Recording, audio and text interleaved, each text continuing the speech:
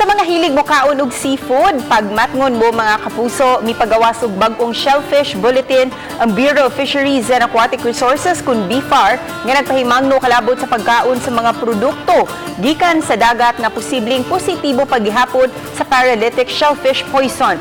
Sa Shellfish Bulletin number 14, gingong positibo paghihapon sa red tide toxin ang mga produkto sa dagat nga nakuha sa kabaybayunan sa lungsod sa Dawis ug Tagbilaran City sa Bohol ug delikado sa panglawas kun makakaon niini.